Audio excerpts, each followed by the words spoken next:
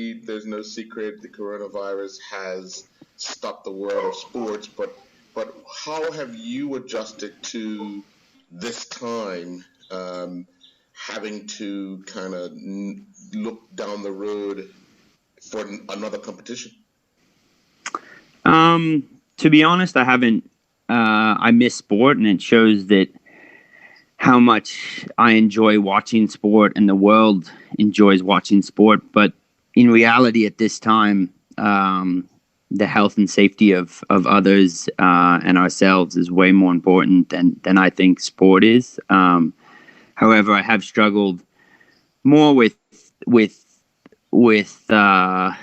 for me, sort of the legs have been pulled out from under me of what do I do day to day. I mean, my kids are out of school, and I'm fortunate that I can work from home. My kids have asthma, and the data has shown that it can be worse with people with asthma. I haven't picked a race. I mean, obviously, the only race I really cared about this year was the World Champs in October. But I haven't put much on social media or anything because I'm sort of at a loss for words. I just want everyone to be healthy. It's interesting. I think the IOC is going to have a tough decision to make with the Olympics. However, I know one guy in Boulder that just qualified for the marathon. He put something out that was great to see. I enjoy seeing the people that are selfless, that are saying that the elderly and the people who do have issues matter. And we have to remember that. So that marathon runner sort of said, look, it's not fair to put some at risk. Some countries are allowed to train outside, some aren't. Still in the US, we can go outside. A lot of my friends in Europe are stuck inside. And then I think Australia is sort of going about as normal. So yeah, it's interesting times. I don't really have an answer, and I can't say it's easy. We've pretty much been on isolation lockdown in our house for a week. I've been outside twice to ride my bike, but most of the time it's been indoors. Yeah, I don't really have an answer. I haven't picked a race. I don't know if it's going to get worse or better. I got a friend who's got family in Italy, and he says, yeah, what we haven't even seen what's about to come. So I'm taking warning from that and trying to be as safe and try and stop the spread of the virus as do my part. And I think Nike put out a good advertisement saying if you want to help the world and play in front of the world, do it at home just to help the world out. Post coronavirus, what was your year looking like as far as competition wise? Yeah, before the coronavirus, I was supposed to do Tokyo Marathon. I think that was actually one of the first events to be canceled because of the coronavirus. And then a week later, my friend signed, basically got me into Barcelona Marathon. And then that got postponed. A lot of events have been postponed to later in the year. I'm not a scientist. I don't really know how later in the year is going to be better. Hopefully the summer does slow it down. Basically, I then switched right away. Once that got postponed, to starting to look at the triathlon season. I basically got one proper week of triathlon training, and then I stopped going to the pool. But yeah, I mean, for me, I'm at the end of my career. I feel really bad for the kids that are on their breakthrough year, because if you've done a lot of work in the winter, that's when you'd sort of show through this year, and you're not going to have the year or the first half to show it. I think we're in for a longer haul than most of us wanna imagine right now. Hopefully they can find ways. I know that Ironman Triathlon reached out to me the other day saying they're going to do virtual reality races. They're going to come to Boulder. and set up races on trainers and treadmills. So I think there's other ways around it. But yeah, I didn't have any major races till the summer. Those have some of them haven't been canceled yet, but most likely they will. Yeah, I mean, I think everyone's been affected, and the fact that I'm affected in sport is okay. There's people that are losing a lot more than a couple of races on their schedule. What does virtual triathlon or Ironman look like?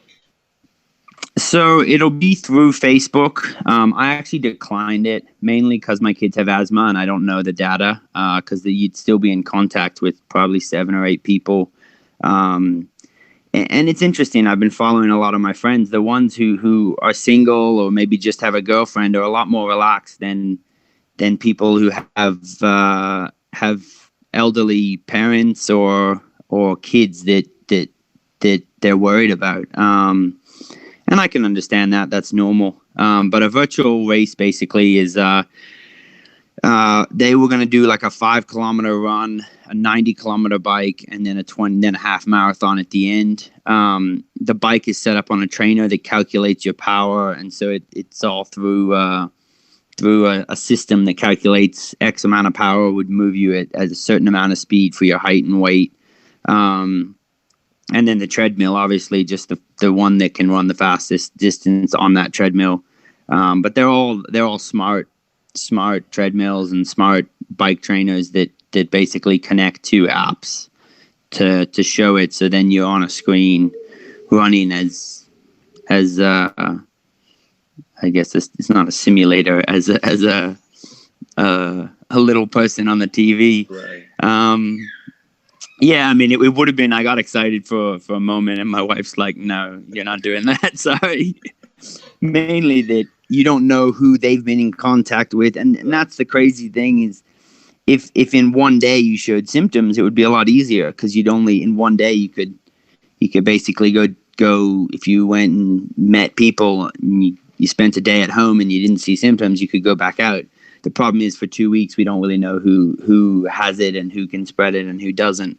Yeah, I mean it's interesting times. I'm definitely following for my own sanity. I'm training more than for my profession.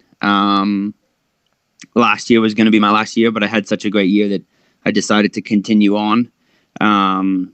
But I don't really want to end like this, even though my last races were great. And I hope the World Champs is on in October, and I'm trying to stay fit enough to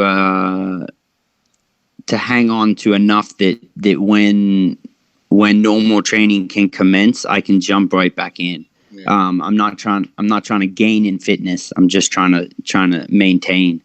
And I think that everyone's going to find different things out of it, but I definitely I'm thankful. We take sort of the life we have for granted. And we don't realize how fragile the systems are until something goes wrong. How are your folks and everybody back in Bermuda making out? Yeah, good. I mean, my brother's obviously got the most on his plate, being a food distributor. I'm thankful out here that all the systems are going well. As sort of the world is shutting down, I'm thankful for all the nurses and the doctors, the people that have to go to work. Like that's why I don't want to go out and meet up with friends and train and spread if I'm spreading the virus, it's just causing the people that have to go out, they're in more danger of catching it, taking it back to their family. So yeah, the food service industry, the health industry, the hospitals, and I have a few friends that work in those industries around the world. And yeah, it's amazing. It's amazing. Like they're sort of the true heroes. And then people like yourself that are just giving us content to stay positive about. I'm not the best on social media, and I'm not always the most positive person in the world. So I don't contribute on that area. But yeah, I'm trying to stay fit to give, hopefully later in the year, give a result that people can get excited about. But yeah, it's interesting. I mean, everyone in my I haven't had anyone catch it that I know of, but I definitely have had people that I know, like my friend in Italy. His brother and dad are doctors, and he says it's crazy over there. Just how many people can catch it and how fast it can be spread. So it is serious. I mean, that's why the world has taken it serious pretty quickly. Well, I wish you and your family all the best and stay safe. Hopefully, this coronavirus is taken care of in a short space of time before it really totally. I know it's out of hand now, but hopefully we can get back to some normalcy in the very near future and see you back out there competing with your kids on the sideline, able to cheer you on. Yeah, thanks, Earl. Yeah, I think hopefully because we're taking it serious now, before like we have a warning from the other countries that it did get out of hand. That hopefully, yeah, we can get back to normal sooner or as fast as possible. All right. Good talking to you. Tell Nikki and the kids I said hello. Yep. Thanks, Earl. Thanks. All right. Stay safe, everyone. All righty.